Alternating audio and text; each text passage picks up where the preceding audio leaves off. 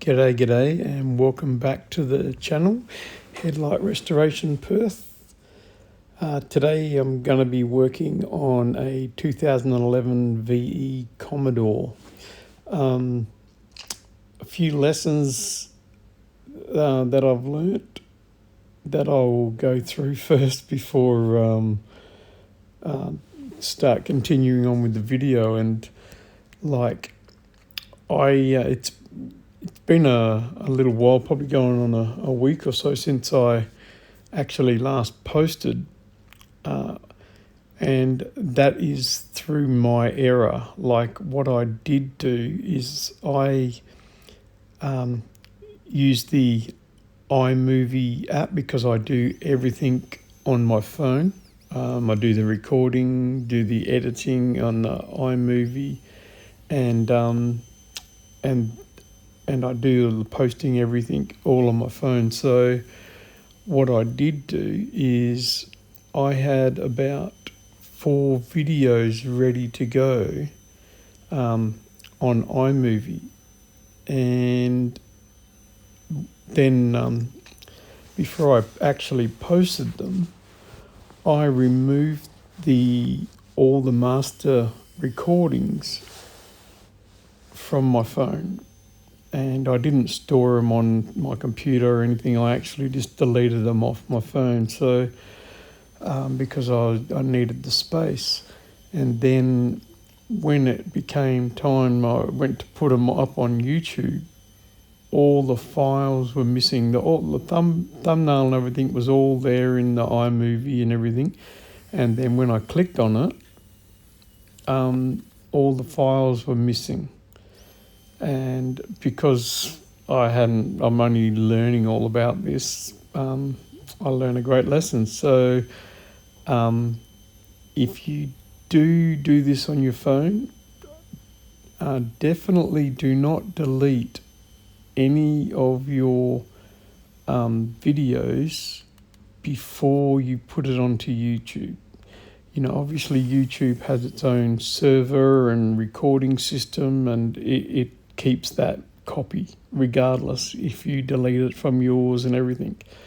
And for whatever reason, I just thought when I had it onto the app and had it edited and everything like that, that app would actually have its own copy as well, but that's not the case. So note to self, never delete before you've actually uploaded something onto YouTube, which is really unfortunate because there was four videos ready to go, and that I'd been doing over the last week. So so there was a lot to be learnt by this, and it is a lesson that is definitely been learnt. So if you do anything like this and you aren't sure, let me be the guinea pig, because you don't want to be doing what I did. So that being said, I have to. This is the first video that I'm doing since then. I've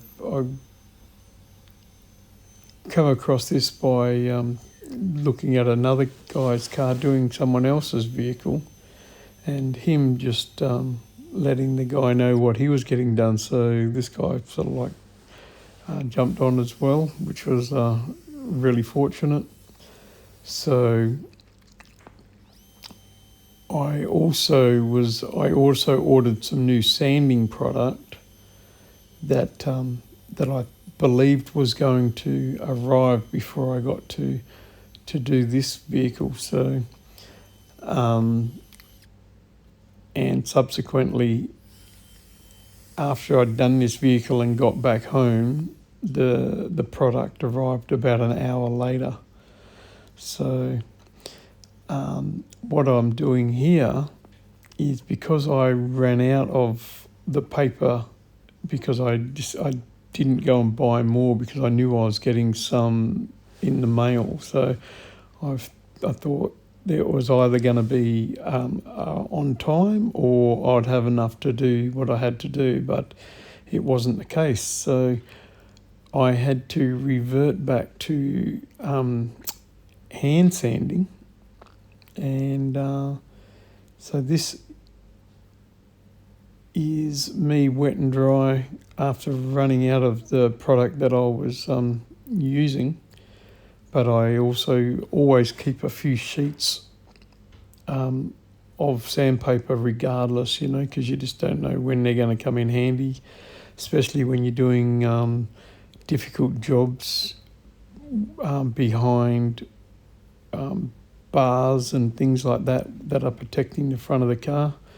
And that was one of the videos that I actually deleted, because one of the bars that was in the job that I did do on this Toyota, I could not even put my hand safely behind the bar, like all the way through. I can get my fingers and that through under it.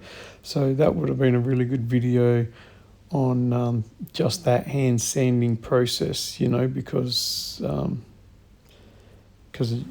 of the things, obstacles and things like that. So, but in this case, it was a case of necessity. So I ran out of the product that I was generally using, so I had to go back to the wet and dry, which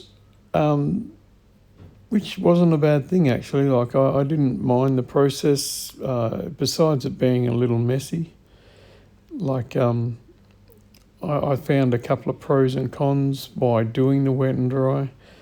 One of the pros is, you do use less product potentially, because of the, it doesn't cake up on the paper and everything, and it seems to you be able to clean it all the time.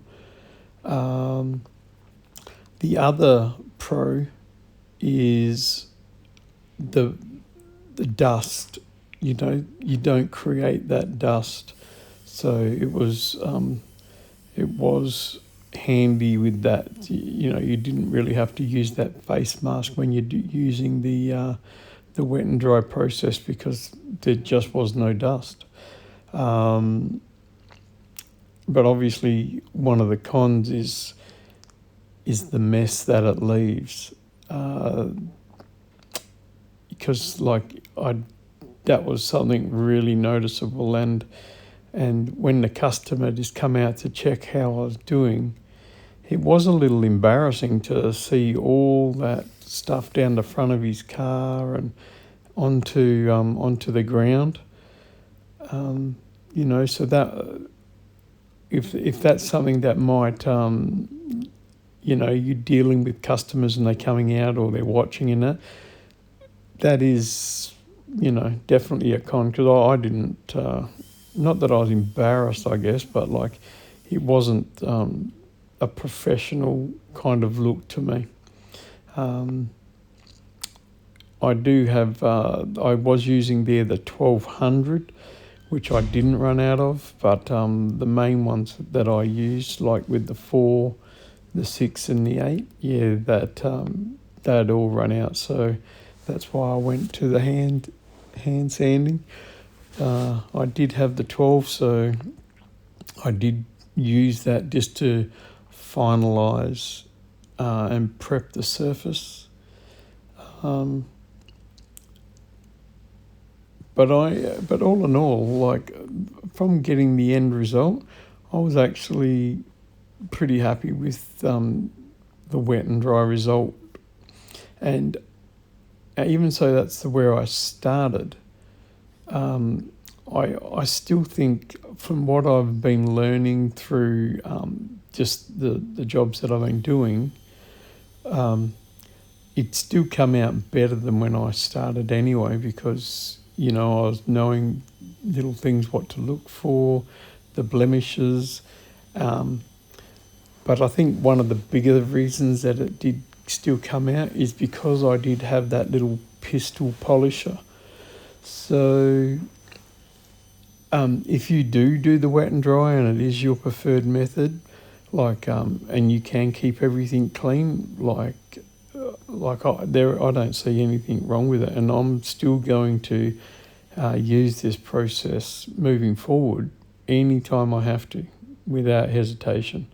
So yeah, it's not that it's the bad process. It's just a different process. There's many ways to do things. So if you could get to where you still need to be using this, all power to you. But I do believe that when I started, I didn't do the polishing at the beginning, and that alone was a really significant move from doing it like that and doing it with the polishing that I'm doing now after the wet and dry by hand. That this polishing really does make all the difference in the world. So I know a lot of people can do the wet and dry and get it to a certain place that they like and then put the clear over it, and it brings the shine in and all that sort of stuff. But I found through just my own experience that when I do it without the polish opposed to doing it with the polish, the outcome is there. You don't. They might not notice it in that, but I guarantee you will notice it. Just in the presentation, and just because of the other ones that you've done, I'm sure they will still appreciate the job, but you will see the clarity just that little bit more because you've known what the difference is when you did and didn't use that polish process. So using the 3-inch drill with the sanding pads, that's still my preferred way. I wouldn't start with that and finish with if I was doing a bar work in it, because you'd need the end result to be consistent. So to definitely use one or the other, and I think you'd still get a similar result. I think the polish and the clear coat really becomes important when you're doing it like this. So I hope the lessons that I've shown you today have sort of given you some kind of education, being it about your recordings, or being it about just the wet and dry, so I think that my end result, even though I had to go to the wet and dry, I was still really happy with, so if you found any of this information handy, subscribe for more, and I will start putting a few more videos up now that I've learnt the lessons that I have.